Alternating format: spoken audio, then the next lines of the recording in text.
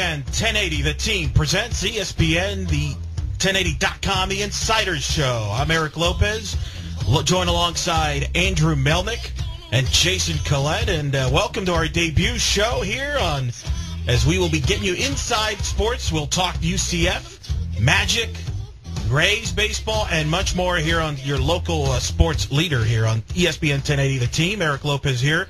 Let me introduce the rest of the guys I mentioned. Andrew Melnick is our Magic insider. He writes on ESPN1080.com. And Andrew, welcome. Yeah, thanks, Eric. Yeah, right, for ESPN 1080. Been covering the Magic for 2 years now. Been just about every game over the last 2 years. Done some radio work over in St. Augustine before, and you've probably heard me in the afternoon here before. Absolutely. Fill in. And then our newest acquisition, we have Jason Collette, who's done stuff for ESPN 1040 in Tampa. And then give me your other titles you have. You have 1,000 titles. I do have 1,000 titles. You know, I'm not able to get to every Rays game like Andrew is because I live here in Orlando, and Tropicana Field's a good 2-hour drive from here. So I get over once or twice a series to work the games. But outside of that, I'm also one of the managers and editors over at draysbay.com, which is the premier Rays blog online. And I also write for Baseball Prospectus and rotowire.com, as I'm also a rather obsessive fantasy baseball guy. Which is a beautiful thing. You'll fit in right with us right here. So we acquired you from 1040. Do we know that we give up some prospects? I mean, is that how does this work? A player to be named later in cash is what I heard, but the cash is not coming to me. So somebody else. No, it's not coming here. I can tell you that. So that you will hear the best. You will hear coverage of the Rays like anybody else. You'll have your Magic coverage, which is great because we're not playing right now, as we'll get into that in a second. And then we'll cover other sports as well throughout the year.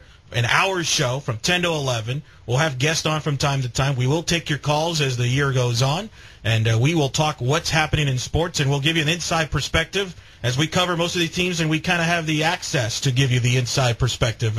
We talk to the players, we talk to the coaches. So that's what we'll provide for you starting today in our debut show, and I'll start off with Andrew. Of course, the NBA playoffs is the story. The Magic have long not been involved in it. Yeah. Unexpected early exit. Yeah, we were kind of hoping when we booked this date that we would be like maybe outside of Amway Center for a big debut, Game 3, maybe Heat Magic Conference Finals. Not the case. Not the case. No, not at all. I think a lot of us kind of expected that. Magic, in the finals 2 years ago, in the Eastern Conference Finals last year. But, of course, we know everything went wrong from midseason trades, injuries, the flu during the year, bad matchup problem for them in the playoffs. And, yeah, they're not playing anymore. Instead, we've got, Miami and Chicago, which, has been pretty compelling so far. Game 3 of that series tonight at the AAA between the Heat and the Bulls. And then you got, of course, last night, the Mavericks take a 2-1 lead as they beat the Thunder in maybe one of the worst playoff games I've ever seen. Oh, yeah. I mean, when you look at the superstars in the game, 2 of the 5-10 best players in the NBA with Dirk Nowitzki and Kevin Durant shoot a combined 14 of 43 from the field. Kevin Durant scores 24. Dirk scores 18. Terrible play all around. I don't want to completely slight him because there was fantastic defense. My MVP for the game would have been Sean Marion, not for his 18 points, but for the work he did on Kevin Durant. All right, man. I look at the box score from last night's game. I see 5 Mavericks in double figures, and I see 2 Thunder in double figures. I mean, that speaks to how ugly that game. Obviously, I didn't watch it. I'm not much of an NBA guy, but when I look at a box score like that and see point distribution all over the points, all over the ledger for the Mavericks, and I see 54 of the 87 points coming from 2 guys on the Thunder. That's a problem. Yeah, that's funny you mentioned that. You said you didn't pay attention, but you hit on one of the biggest problems the Thunder have had. I mean, you look at we've wondered if they're going to have that third guy, to be able to score. And we think it's James Harden, and he's been so inconsistent. Don't you think, Eric? Yeah, he's been inconsistent. But let's talk about the story that the media has enjoyed doing now since probably Game 4 of the Denver series, and that's Russell Westbrook. Does he shoot too much? Does he get Durant the ball enough? Can he coexist long-term with Durant? It has been a plot that has developed in that throughout this playoffs. We've covered Russell Westbrook, had a great year, second-team All-NBA, yet it's pretty obvious if the Thunder lose, they're going to make him the scapegoat. Yeah, I think people, this has been his game since he got in the NBA. This was his game when he was in college. I mean, that's what he is. He's a scorer. He's a 2 in a 1's body. I mean, this is what he does. He needs his 20 or so shots a game. And, on any other team that would be fine. But when he's shooting so much, he's taking shots away from the leading scorer in the entire league over the last 2 seasons. I mean, he's 18 for 50 in this series with 11 assists. right now, and they're down 2-1. Yeah, with that kind of ratio. 7 more turnovers last night. 30 points on 20 shots, actually fairly efficient for him, sure. Especially compared to what he's been putting up. But Kevin Durant needs the ball more. He needs more shots. I mean, we saw him yesterday, didn't play well, obviously, 7 of 22 from the field. But he gets to the line, and, he can create his own shots. He can get to the basket, as we saw that huge dunk he had in Game 2. The guy just needs to shoot the ball more. Let's obviously, Jason, obviously, as you mentioned, you're not a diehard NBA guy, but you watch it from time to time, right? When you get a chance. I mean, what's been your impression of these playoffs? I'm with you. The Miami Heat Chicago series has been much more entertaining. The big takeaway for me has been just the raw athleticism you've seen in this series, guys. Gibson with Chicago with the nasty dunks, Durant's dunk the other night, just some of the amazing athleticism in this playoffs. I mean, I don't watch a lot of NBA regular season ball, but I do tend to try to tune into the playoffs every now and then because you do see some amazing play. And I'm sure I'll tune into when the finals get here and all and whatnot to see how the kind of play. But for me, the big takeaway has been just some of the amazing athleticism so far. Are you, because there's the consensus, are you one of those that's rooting against the Heat for all the stuff that occurred? Do you root for the Heat? Do you have any interest, regardless of that result? Because, I mean, there's a lot of people that some would say are rooting against the Heat for the whole summer soap opera that occurred, especially in this city. Well, it was a bit myopic the way that whole thing broke out, but they were so awful early in the season. Here they are right now where they're at. So something you got to give them credit to be able to do what they did. I mean, we're just talking about the Thunder being a 2-man show right now. The Heat are pretty much a 3-man show, and they're being able to carry it over, get all the way to the finals as they have so far. So for me, I early on I had some animosity towards the way they've handled that, but I think it speaks to their resilience to be able to survive their slow start to the season to get where they're at right now. Andrew, you obviously get in touch with the Magic fans through not only your articles at 1080, but your other endeavors covering the Magic. What is the Magic Nation feelings towards this? Are they going anti-Heat? Oh, yeah. They despise the Heat. All the diehard Magic fans, diehard Bulls fans right now. And for me personally, I don't know. I enjoy watching the best players play. Yeah. So I don't have a problem watching Heat games. I'm not exactly pulling for them or anything, but I like watching LeBron James, Dwayne Wade play. I mean, these are the guys, arguably, I don't even know if it's that arguable, the 2 best players in the NBA playing on the same team. It's fun to watch. What has been your impressions? It's a 1-1 series, Game 3 tonight. The Heat won Game 2. Udonis Haslem comes out of nowhere. Been out all year with an injury. Has a monster Game 2. Derrick Rose struggles from the field. And I know you, and you've done in your writings, and you've mentioned it when you've been on the air before, you felt Derrick Rose should not have been the MVP. Your thoughts on this series? Bulls Heat. The Bulls have more depth. So if you're picking the Bulls, you're basing it on more depth. I picked the Heat based on the fact that I think they have the 2 best players, like you mentioned, and I don't think the Bulls have enough scoring. Can the Bulls get enough offense to win this series? That's the big question. I mean, Derrick Rose has got to shoot better than he has been. He's actually struggled. His team he is winning, most of their games, and he really has had, similar numbers to Russell Westbrook at times shooting. He's really struggled shooting in these playoffs, and the Heat kind of finally figured out, Mike Bibby, Mario Chalmers, this isn't really getting the job done. We saw Dwayne Wade, a little bit of LeBron James on him the other night. 2 excellent defenders did a much better job there. But I think the biggest problem is the way Carlos Boozer's performed in the playoffs. I mean, they gave this guy a max contract last year, career, 20-point score, averaged 18 a game this year, too, fighting through injuries, and he just has disappeared in the playoffs. I mean, we see him in the fourth quarter not playing. We see Taj Gibson in instead. Joakim Noah's kind of been absent lately scoring-wise. We see Omar Sheik playing instead of him. So I think that is a major problem. They need that second guy, whether it's Carlos Boozer, whether it's Luol Deng, or both. Is this the same Carlos Boozer that spent all that time talking trash about Chris Bosh and how soft he was? And That's correct. Yeah, way to back up your talk, buddy. I'm looking at 21 points so far in this series, 8 for 20 from the line, 8 from 20 from the field so far, and you have 17 rebounds in 53 minutes. Good job. Yeah, I mean, and Carlos Boozer's gotten some credit this year, but I think the funny thing about Chicago, they won. Everyone talks about Derrick Rose and his scoring, and they obviously need that because he's the only real pure scorer they have. This Bulls team was so successful, had the best record because they were number 1 in defense, number 1 in rebounding, and that's the big deal for them. That's why they excel, and that's why the Heat have struggled because you see the Heat inside, they do lack a lot inside. I mean, Chris Bosh got probably way too much criticism all year because they want him to be a defensive stopper, a rebounder, but that's not his game. I mean, This is a guy with elite offensive skill, And he's not a big-time rebounder. He's not a big-time defender. So I think, people probably should have realized that. Maybe he's the wrong guy to get. Who knows? I mean, they're in the Eastern Conference Finals, so it's hard to say that. Well, I mean, part of it is that people forget their best rebounder has been out all year. Udonis Haslem, they paid him to be their rebounder. He's been their best rebounder. He showed that in Game 2. I thought it was a turning point because the Heat were getting dominated on the boards when he came in. And I was kind of surprised Spoelstra didn't bring him in earlier in that Game 1. He didn't barely use him.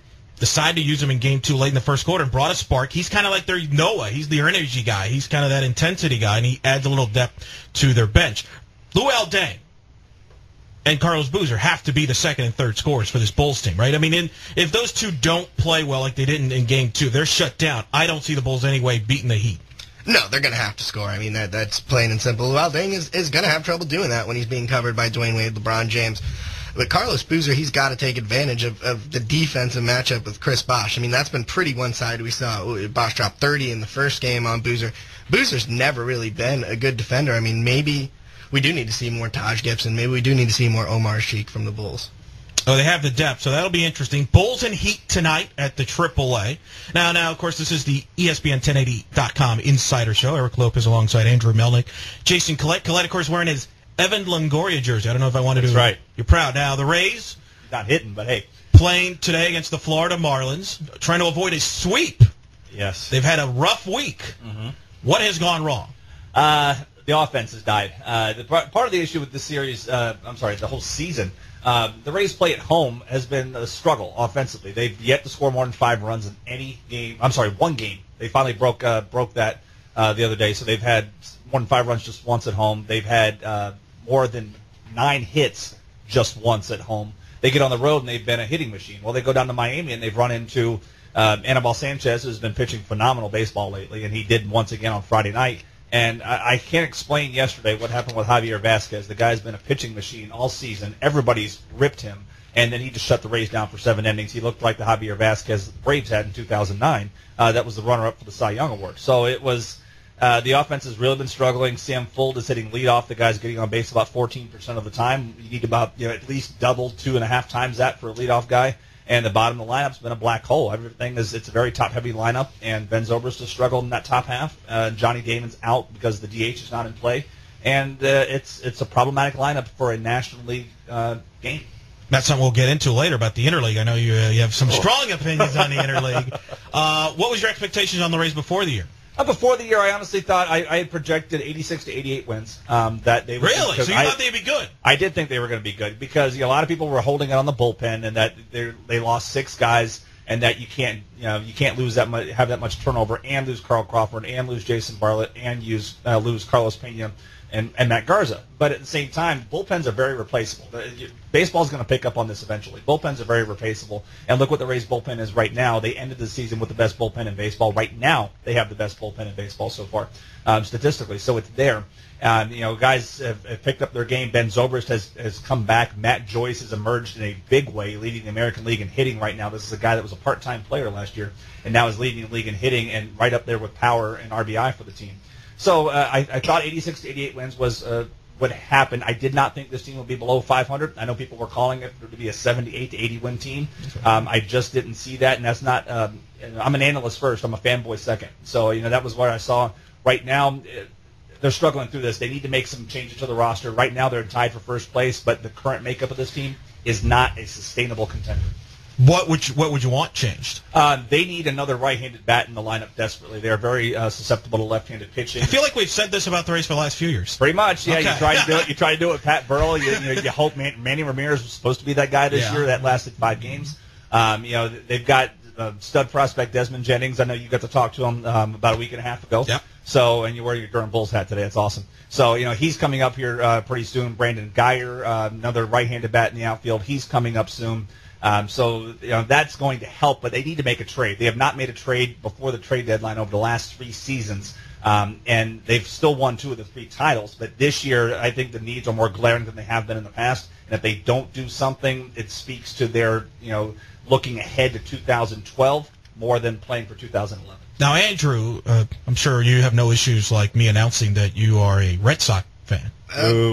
That's where A lot of people down here don't like it with the Magic Boston rivalry. That's why Jason and Andrew are on opposite sides of the room here, by the way. Yeah, that's right. So Red Sox have quietly, after a rough start, have tied for first. So you obviously have interest in the Rays because you have to follow the Rays because they are in the same division. Are you surprised that you're tied with the Rays for first? Actually, half a game back. Could have gone into first without that disastrous 8th inning from Matt Albers last night. Why did he come in the 8th inning? I was told to ask you this from my fellow Red Sox fans that are tuning in. Not entirely sure. Okay, of course, fair. couldn't watch this game because it was a Fox game. We got the Yankees-Mets. Oh, that quality television package. Yeah, no way to see this thing yesterday. So I'm not entirely sure what they're doing, but I don't think anyone's surprised how they've turned things around with that roster they have. There's holes and there's problems in the bullpen. John Lackey on the DL now, he's been an absolute disaster since they signed him, and this year having the worst year of his career. Daisuke finally puts together 2 good starts, goes on the DL. Yeah. Obviously, they're starting, Aceves last night. Who actually pitched fairly well, have to start Tim Wakefield tonight. So there's a lot of problems there. I think all 3 of these teams battling for the East are flawed. Let me ask you both this question. Marlins are having a good year, off to a good start. I asked this question to a bunch of people before the year. Who would have the better season in the state, the Marlins or the Rays? What is your answer to that? And can either one or both or neither make postseason? I don't think either can make the postseason, especially with this Josh Johnson stint of the DL. That worries me. It was shoulder soreness. He had a velocity dip in his last start, and they were pretty quick to put him on the DL yesterday during a side session, which tells me something's still not right there. So that's problematic. The Rays have their own weaknesses as well. You like what the Marlins have. Hanley Ramirez has got to step it up. I know he hit a home run yesterday, but the guy has had a horrible season, and he is the linchpin to make that team work. They're still doing good in spite of him, and a guy like Mike Stanton, hitting 500-foot home runs every time he hits one, is definitely helping the case. But the middle of the infield, Omar Infante and Hanley Ramirez have to step it up. If they do, I like their chances a lot. But right now, I'm rather pessimistic about them making the postseason, and the same with the Rays for that matter, because we've already talked about my concerns there. Andrew? Their divisions are the biggest problem I see. The AL East, everyone's played fairly well this year. We've seen Baltimore look better. Toronto's over 500. Toronto's really doing good. Yeah, and, when they've got a home run machine like that. And then, you look on the other side, Atlanta was a playoff team last year. You've got everybody's favorite, with that pitching staff in Philadelphia. So I think these teams are really just almost in the wrong divisions at this point. Mid-80 wins for both teams, you're thinking? 85, 88 wins? Yeah, is absolutely. That fair for both? I think 85 is a floor for both teams. There's a potential for 90 wins. I would really say more so with the Marlins if they, the middle of their infield steps it up. But I think 85 is a floor for both teams. Yeah. Should be very interesting. All right, we're going to take a quick break. When we come back, we'll kind of dive more into the Marlins-Rays series and as well as the Heat Bulls from our South Florida correspondent. We'll give you more details about that when we come back. You're listening to ESPN1080.com Insider Show here on ESPN 1080, The Team.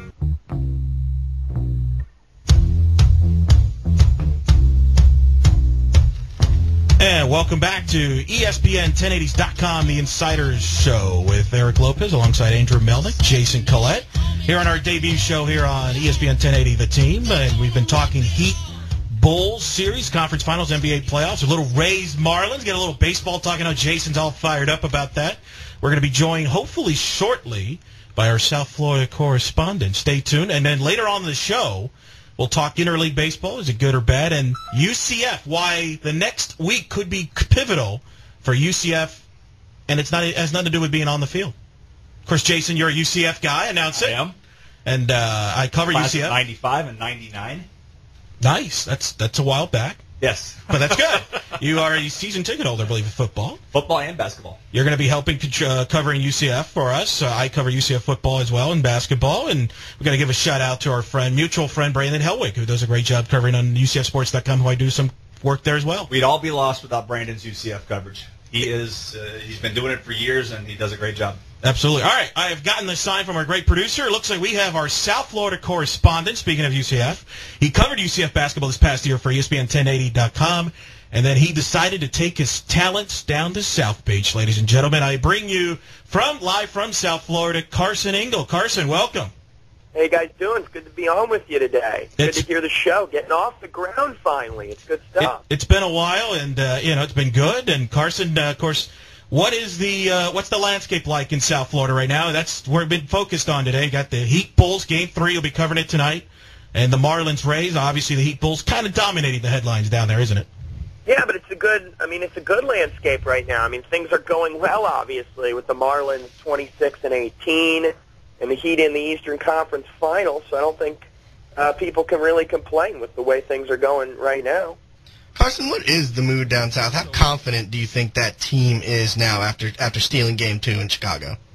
You know, I think that they've always been confident. Even after Game 1, I thought that, you know, they didn't really lose that. And that was the first time I think I've seen that particular mentality from this Heat team. You know, you sort of seen them throughout the year sort of get real down after losses. Sometimes, you know, the media sort of jumps in on certain things, whether it be some of the stuff Chris Bosh has said throughout the course of the early goings here in the playoffs. But that series win against Boston did so much for this Heat team, and now I don't really think anything can sort of rattle them. They know that, you know, with the way that Chicago plays defense, they're in here for a 6-7 game series. So I think they're prepared to kind of sit back, win the games they can, and just sort of, you know, fight through what's an extremely tough Bulls matchup. Udonis Haslem, big impact, Game 2, came in. Coach Spoelstra said he had that look in the eye, talked to him after one of the practices. Was Spoelstra lucky that he got the production from Haslem and didn't expect it, or do you feel that he was going to play Haslem in Game 2? Is it a better matter of good execution or very lucky if you're Eric Spoelstra? Yeah, no, Eric Spoelstra will try to take some credit for this, and he should, because, you know what, anytime, you know, something works out and you're the coach, you should take a little credit for it. But they were in serious foul trouble at that point in the game when Udonis Haslem first entered, and I don't really think there was anything but, you know what, we need to get another body out there. Let's put Udonis in this situation and just see what we get. Fortunately, he played well. They kept it going, and he continued to play well, which was just amazing for a guy that had played in, you know, basically 7 postseason minutes, and here he goes for 23 in one game. So just crazy stuff, and that's really been the talk of, you know, the last few days since that game, is just Udonis Haslem and how important he could be now down the line in this series if he continues to play that way. Carson, one of all the detractors on LeBron James over the years said, you know, he doesn't get it done when it matters, which I always thought was, you know, kind of false. He just didn't really have teammates to do it or whatever. But he stepped up in the last 2 minutes of games against Boston. He did it again the other day, more than ever. Do you think that perception on him is changing or has changed now? You know, I think it has changed a bit because now everyone's in front of the TV and they get to see it at this highest level, the highest stage. You know, you mentioned it, and he was spectacular down the stretch in Game 2 against the Bulls. The one thing, you know, that probably still lingers in people's minds is he hasn't hit that last-second shot, and maybe he'll never be that last-second shot guy. But to carry his team in the fashion that he's done, you mentioned against the Celtics and now against the Bulls, certainly I think changes a little bit of the perception in terms of his ability as a closer and a late-game performer. Yeah. Let's talk about the fans over there. Obviously, they get picked on for being a little laid back, maybe getting to the game a little late. I mean, this is the conference finals. You got TNT will be in the arena. Barkley and company. We've been very critical, some would say, of the Heat. Very anti-Heat. Some have perspective. I don't know if people buy into that or not. What is the fans going to be out? Are they going to be intense going into the arena? Is it going to be laid back? What has been the atmosphere like? You've been to every playoff game down there. What's been the atmosphere like? Well, I'd say it was pretty laid back until Game 5. Game 5 was crazy. I think that, you know, Heat fans were absolutely, completely passionate about it, and it was an amazing atmosphere. Now at this level, you know, being from here, you know, that Miami is an event city. And in the Eastern Conference Finals, I don't expect anything but a crazy crowd tonight. They've rallied behind that sort of bad guy mantra, I think, down here. People accepting that and sort of embracing it. So I expect it to be, you know, a great crowd tonight. All right, let's switch gears. The other event down south, not as a big deal, but it's kind of big to us. We're all fans. The Marlins and the Rays wrap up their 3-game series. The Marlins are off to a very good start. They're on the verge of trying to sweep the Rays. What is the impressions down there about the Marlins? Are people excited, are they aware that the Marlins are playing down there? Now, that's a tough thing to sort of put your pulse on. But I do think that, it's starting to catch on. It always seems like when they're successful, it takes people a while to sort of jump on board and know that they've got a good team. I'm not sure what that is, but, a few weeks ago I was at the Josh Johnson Roy Halladay matchup down here. There was a great crowd out for that game. So it's always going to be that sort of, big game environment. The fans will come out, and that's just how this sports market is, and you know that. But, I think that people are going to start to, figure out that, the Florida Marlins aren't going away. They're going to be there all season long, and as that happens, I expect attendance to rise steadily. Sure. Hey, Carson, this is Jason. How you doing, Jason? Hey, with the Marlins, it's a little bit surprising to see where they're at right now, given the fact that Hanley Ramirez has yet to really do much. We're talking about a guy that's hitting 225 right now. He's got 4 home runs, 6 doubles, and that's what he usually has in a good 2-week period. And here we are, 7 weeks into the season. This is what he's done so far. But speak to what your impressions have been of Gabby Sanchez, Logan Morrison, guys like that have carried this club offensively so far. Well, that's what saved them. I mean, that middle of the order yesterday, as Hanley was hitting second, you look at Sanchez, you look at Morrison, Sanchez, and Stanton. And those guys have been incredible. Gabby Sanchez, you can make a real solid argument that he's an all-star in the National League. Hitting over 300, and what he's done even from a power standpoint, which is what people said that he may never do, that he was more of a doubles guy and that he wouldn't hit for those kind of power numbers, but he's done it so far this year. Stanton got off to a little bit of a slow start. He's come back.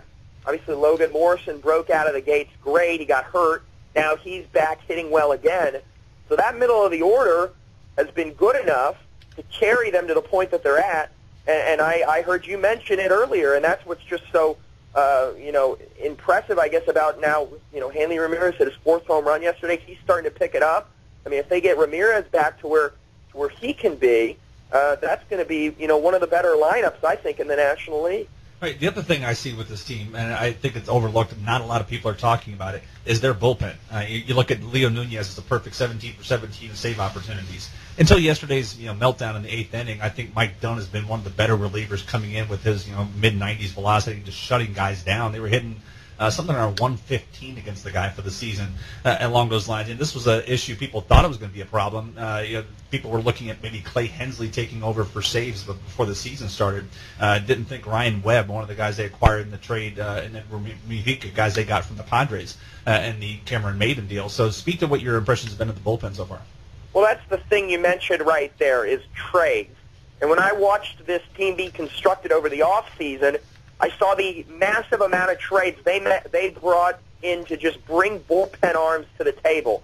And that's the thing, because I don't think you ever really know throughout the course of the beginning of the year, what you're going to get out of your bullpen. You mentioned it with the Rays. They lost a bunch of guys. They still have a great bullpen.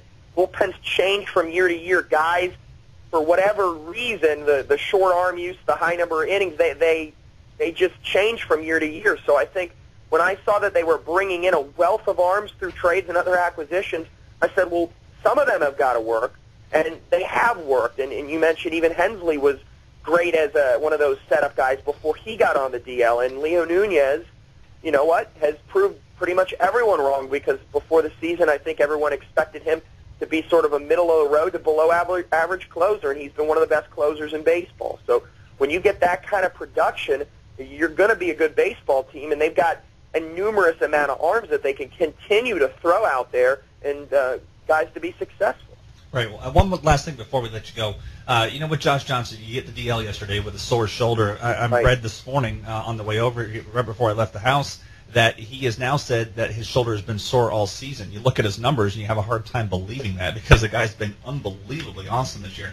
What kind of impact do you think, if he's going to be out longer than the 15-day DL stint, what kind of impact do you see this having on the Marlins team?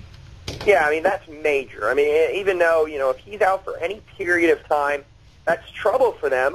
Their other starters have been great, but you always need that number one guy, that guy you can lean on in a 3 to 4 game losing streak and say, we're going to roll this guy out, and he's going to pick up that win and keep things, change the direction of things. So they need him, and he could be out for a little bit, and I think they can withstand it. But if he's out for any significant period of time, that, I think, speaks trouble. That's Carson Ingle. He's down in South Florida. He'll be there covering Game 3 tonight between the Heat and the Bulls, as well as the Marlins Rays series. Carson, thanks for joining us. Andrew, do you want to say, what did you want to comment on Carson's activities down South Beach there? Or? Yeah, Carson, I see you got a new endeavor. You're reviewing music now? I'm doing a little entertainment. It's Miami, trying to diversify a little bit. Sports, entertainment, yeah. He's diverse. That's why he moved down south. He took his talents there, Andrew. He's just drinking a couple mojitos. He's getting ready. He's covering Marlins and the Heat. So, all right, Carson, enjoy your prediction. Give me your official prediction. Heat, Bulls tonight in the series, and then also Marlins, Rays. Who has the better year? I still stick with the Marlins right now. I think they're definitely a playoff team. I heard you guys kind of knocking both teams. I think the Marlins are definitely there, and I like the Heat in 6 games. Very good. All right, Carson Ingle, everybody. Check him out. Carson, thanks. We'll see you around. Keep doing your thing, guys. Sounds great so far. Appreciate that. Carson Ingle down in South Florida, and that's kind of some of the things we will do on this show from time to time. We have, with our connections, we'll have people from all over the market, whether it be down South Florida, where Carson is right now, as you mentioned, critiquing music and basketball. You're impressed, weren't you, Andrew? Yeah, we'll go with that. And then we're going Tampa. We'll have other markets as well. We'll cover that. You touched up on that. Josh Johnson, that's a big injury. I mean, you could argue he's, if not the best pitcher in baseball, one of the best. I mean, that's a big blow. The Marlins do need Josh Johnson to stay in this race. Yeah, I mean, absolutely. With today's game against the Rays, I watch every game, and I was looking for excuses not to watch today's game if it was going to be Josh Johnson. Yeah. Because people love to.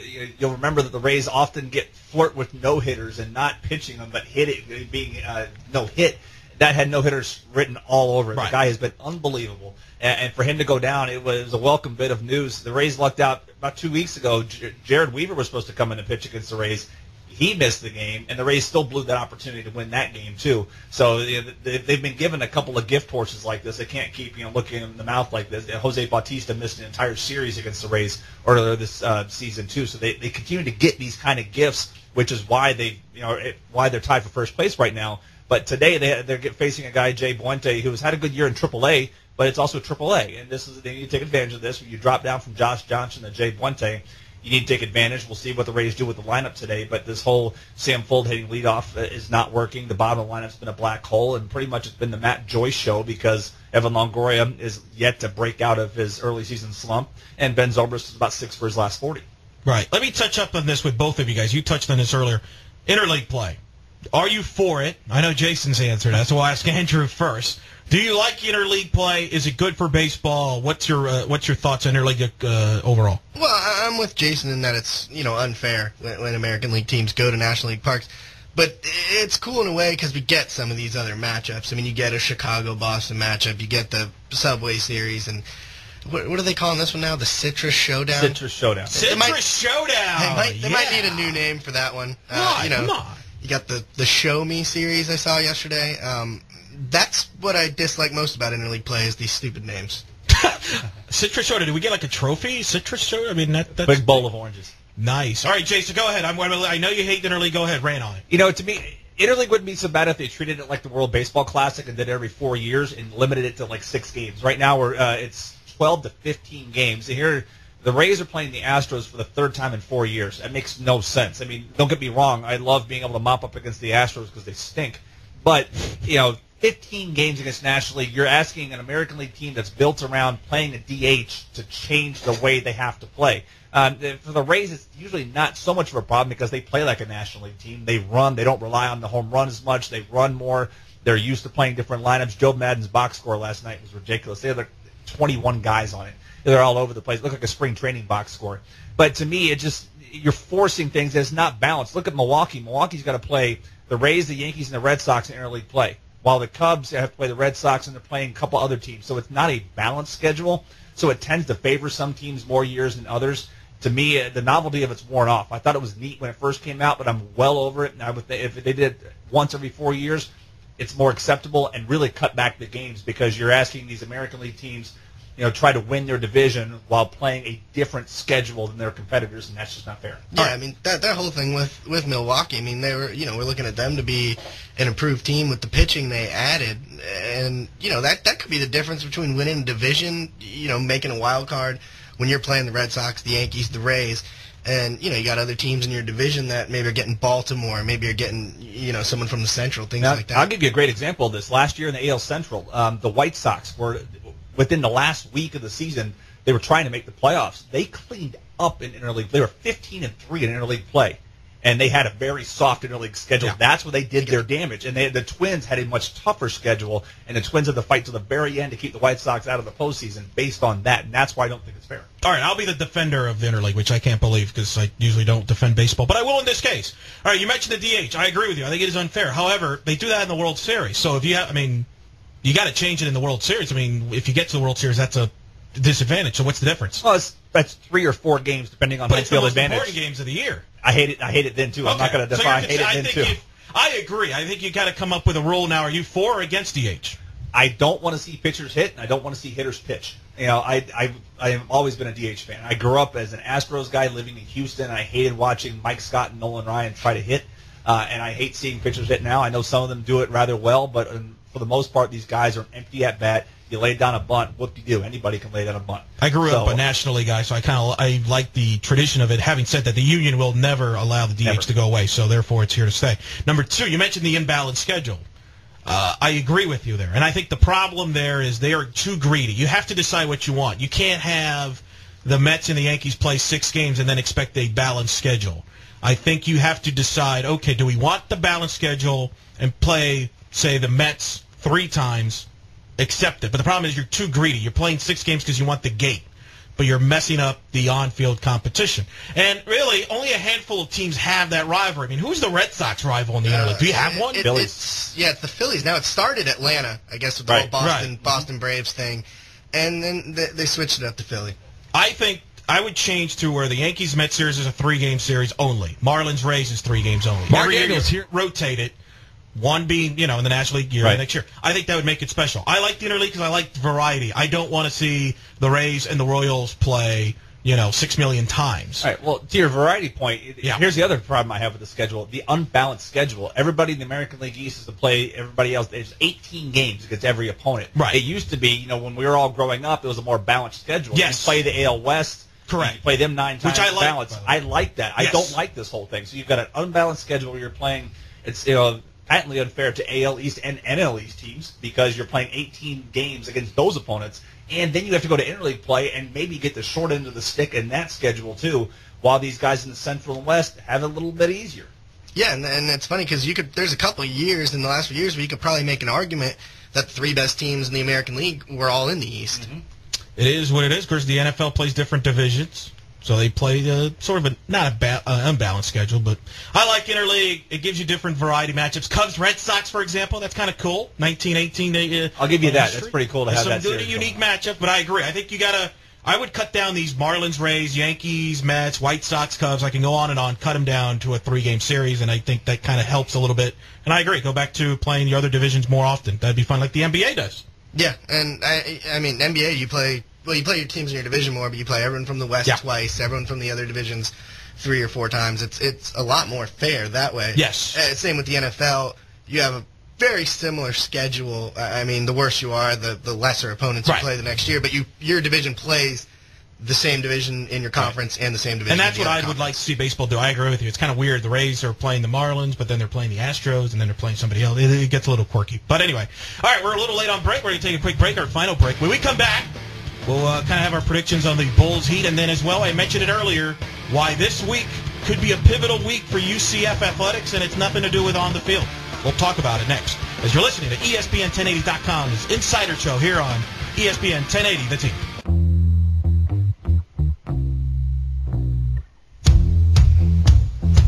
ESPN 1080 The Team here. Welcome back to the ESPN1080.com Insider Show. Eric Lopez here alongside Andrew Melnick and Jason Collette. Andrew Melnick, our Magic Insider, writes for the 1080 website. You guys, anything coming up this week you want to promote? Yeah, there'll be something there. Not entirely sure yet. Just tune in every day. You're going to have something Probably. up. I might have something up. Jason is a 1040 guy. That's where we have to find your stuff? Where do we find your writing? Actually, I'll be moving it over to here because Tommy Ransel is my other Rays guy. Yes, Tommy Ransel is going to be covering the 1040 site for the Rays content. I will be starting to put content up here next week for the Rays. That's exciting news. So Jason Collette joining us, part of the transaction. Tampa's loss, our gain. Well, yeah, this is a lot closer. 15-minute drive or a 2-hour drive. This is a good locale trade. Very good. I understand. When the agent called for the trade opportunity, I approved it. Absolutely. Some good prospects. Were you part of that Matt Garza trade? I don't know. Well, I was one of the 15 guys in that trade. Beautiful. Beautiful. So that's so look for that next week, you said. Starting off, Rays comments on 1080. That'll be exciting. Eric, I'm, of course, covering UCF and the Magic. I have UCF content. I mentioned before the break, big week for UCF athletics, possibly, and it does not even involve anything on the field. And the reason that is because the Big East is meeting this upcoming week. And, of course, that's been the big hoopla. What is the Big East going to do? Will the Big East expand? If they do they go to 10? Do they go to 12? Do they split? And where does UCF fit into all that? Depending on who you talk to, many believe UCF is the favorite. Some people would say UCF would probably go in a package deal with Houston. Some people say they don't know. The truth of the matter is nobody even knows because the Big East doesn't even know what they want to do. That's the true story. It is. It's kind of crazy. I mean, the Big East is getting left behind by the other 5 BCS conferences. Yes, they did add TCU. That brings them to 9.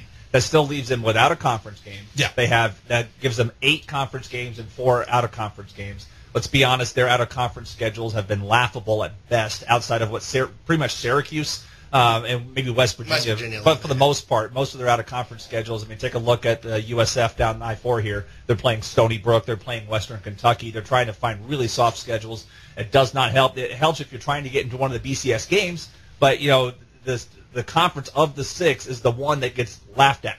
So they and rightly so. Yeah, exactly. And they need to do something here. Guys like West Virginia AD, Oliver Luck, has been out in the forefront really pushing this. I mean, saying we need to get to 10, even 12. Do something to make this happen. And from a UCF perspective, Big East equals big dollars.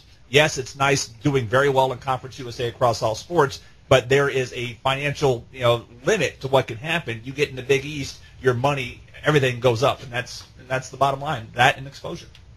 But it's not as simple because obviously the football schools in the Big East want that to happen. That's what they would prefer. But however, the basketball schools, Andrew, are opposed to that. They're already not happy as the amount of teams that are in the conference. Yeah, all 70 of the basketball exactly. schools. Well, they don't want to go to 20 officially, and that's where the problem is. Now, they are in negotiations with TV networks, ESPN being the prominent. They're hoping to get a new TV deal starting in 2013. That's why this meeting is very important. You have all the coaches, the ADs, they all are meeting up in this next week.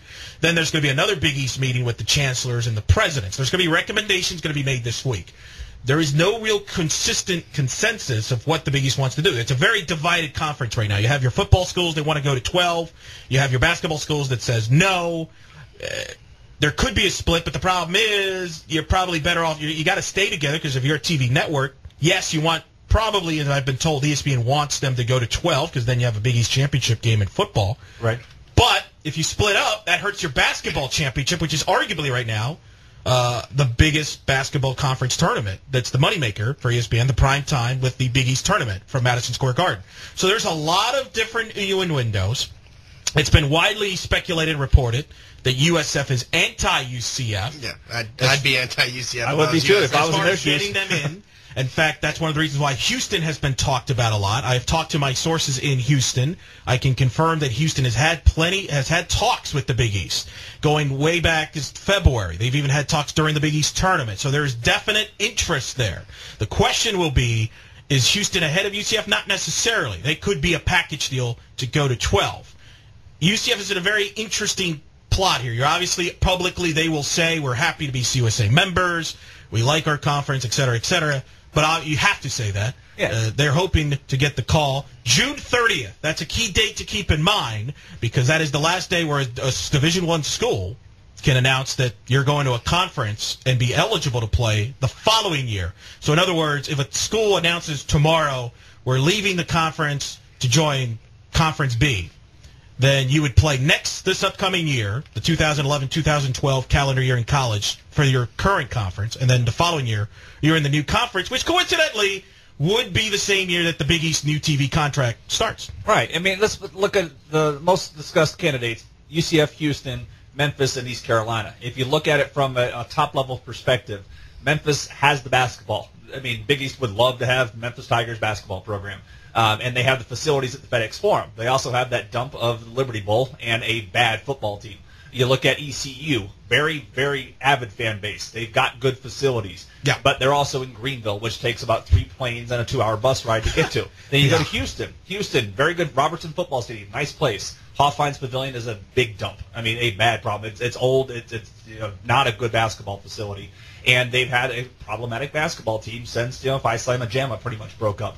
And then you look at UCF, the facilities top-notch, location top-notch, TV market, if you is one of the top 20 in the nation. There's a lot of good things that point towards UCF. No, UCF makes the most sense by far. I think one of the most important things for the teams that want this to happen in that conference is they'll be able to be in Florida, this huge recruiting base, the most talented football state, once a year, playing either over in Tampa against USF or playing here in Orlando against UCF. I was just in Greenville a week ago. Sorry. Wow. My sister-in-law went to You're really ECU. making a lot of fans for us in beautiful Greenville, North We Carolina. lost the Greenville market. I know, we lost the market. My sister-in-law went to school there, so it's I close actually will surprise you. I actually had a good time. I was there because my other gigs is I broadcast UCF softball. So we were there for the Conference USA tournament, and I had a chance to speak to some very high-profile people at East Carolina and in Conference USA, and some people that are connected to the Big East. ECU does not. I can tell you from their perspective. First of all, they hate UCF. Oh, of course. It was feelings mutual, guys. It's a funny moment. I'm there with the softball team. We're on our way to eat at Buffalo Wild Wings, and there were some ECU fans outside the Buffalo Wild Wings, let's just say they had a nice greeting for us in a certain language that we cannot say on the air, how they felt about us. Let's just leave it as that.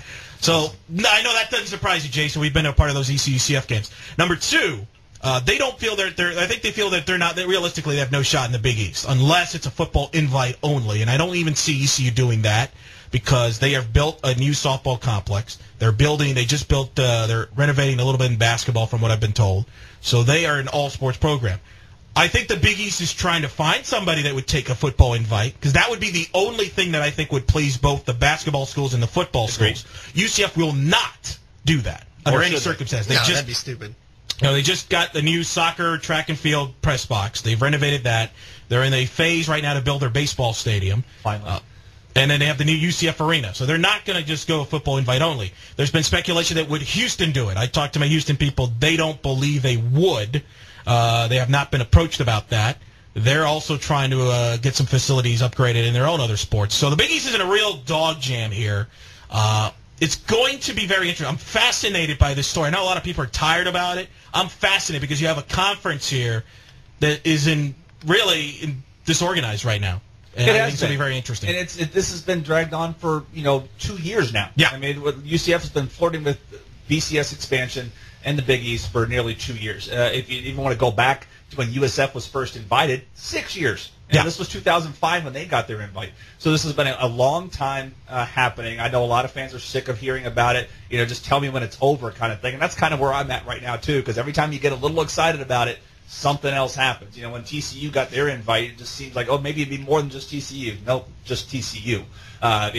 From TCU perspective, facilities for football, the Dallas market, something really had to get to. So that made a lot of sense. But I'm over it. Just tell me when it's going to happen already. Well, we're going to keep you updated on this show. That's why we're here. We'll go more into it as the weeks go by, but I just want to let people know the Big East meetings are this week, so keep an eye on that. For UCF, obviously very important from a financial standpoint. All right, we're almost done with the show. We're less than 2 minutes away from going off the air. Give me some quick thoughts. Let's start with you, Jason. 1 minute to go. Marlins, Rays today. Do the Rays avoid getting swept, or do the Marlins get the sweep in the upper hand here in the Citrus Showdown? James Shields is pitching for the Rays today. James Shields has been incredible of late, and I really expect him to keep the Rays avoid being swept as they then have to go back up north to Detroit to take on the Tigers and then come back home for a 5-game homestand before heading out to the West Coast. All right, Andrew, Heat Bulls tonight, Game 3 at the AAA. swing game? How critical is this game 3, and who takes it? No, it's clearly a huge game. I said it before the series. I like the Heat to win all their home games. I like the Heat in 6. I still do. I think they're going to play lockdown defense again and pretty much shut everyone down outside of Derrick Rose and take a 2-1 lead tonight. I agree with Andrew, and I agree with Jason. I take the Heat tonight in the series and the Rays today. All right, that's Andrew Melnick, OrlandoMagic.com, or ESPN1080.com covering the Magic. Jason Collette covers the Rays for 1080. I'm Eric Lopez. You've been listening to the Insider Show here on ESPN 1080, The Team.